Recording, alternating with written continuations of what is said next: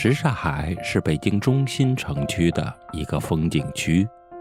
老北京叫海的地方不少，除了什刹海，还有中南海、北海、后海、西海、前海、南海子等等。因为北京在元朝的时候就是都城，城里的海是蒙古语海子的简称，是花园的意思。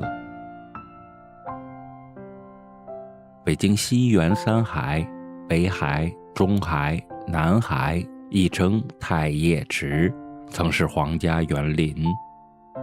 什刹海包括前海、后海和西海，也称积水潭，三个水域及邻近地区，与前三海相呼应，故称后三海。关于什刹海，什刹两字的由来流传着两种不同的说法。一是明代建国后初期的首都在南京，无需曹固，什刹海渐渐荒废。明朱棣迁都北京，无暇整漕运渡口，改到通州，什刹海湖面渐渐缩减，成了风景区和居住区。随着富贵人家纷纷迁住于此，各种寺庙亦修建起来，其中有一个大寺就叫什刹海，该寺位于德胜门内，初名什刹海，后改名什刹海。在佛教中，比喻真理广阔无边。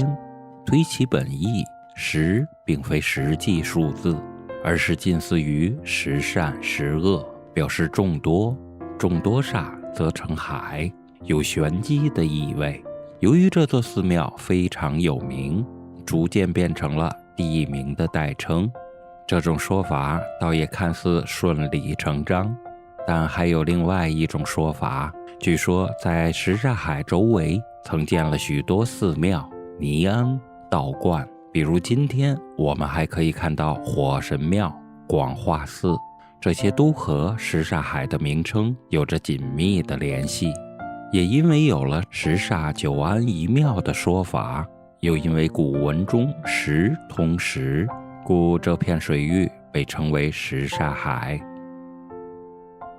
什刹海的沙字在北京人嘴里念快了，就跟记字、戒字、教字差不多，因为这个就有了活神仙沈万三挖石窖银子的民间传说。相传老北京有个活财神沈万三，人们叫他活财神，并不是因为他有钱，而是因为他知道哪个地方埋着金子。这一年皇上要修北京城，因为国库没钱了，皇帝就派大臣去找沈万三。刚开始他还不说金子埋在什么地方，皇帝叫人狠狠地打了他一顿。无奈之下，他就随便指了一块空地，没成想这个地方竟然挖出了10窖银子。银子挖出后，那个地方就成了大坑，后来大坑有了水，人们就叫它什窖海，以后慢慢流传，就变成了什刹海了。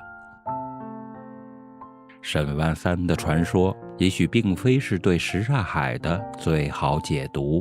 然而这个有趣的故事毕竟寄托了人们对什刹海背后所蕴含的文化意味的一种探索。